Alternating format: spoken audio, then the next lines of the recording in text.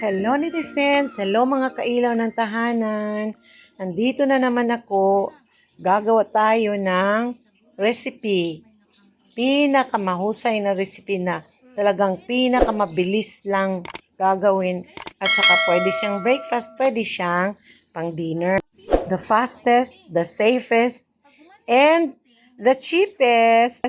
Low carbohydrates at sangkap punong-puno ng mga vitamins. Those who are having diet, mag-weight loss, ayan guys, ito ay tumpak para sa atin. Hindi nakadagdag ng taba.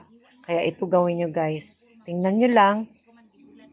Mga ingredients, carrots, may scrambled egg, at no meat dito. Kasi ito ay unmeat, chopped unmeat, veggie meat, hotdog. Pero walang karne. May mango, at may lettuce, at konting mayonnaise. Pag ma-prepare na lahat guys, i-wrap ninyo sa rice wrapper. Kagaya ng gumagawa kayo ng mga lumpia. Ayan, parang lumpia din. Pero ito ay ready na, rice wrapper. Pagka na-wrap, pwede nang kainin. Ayan, vitamin C kompleto. Nandyan na ang lahat na vitamins.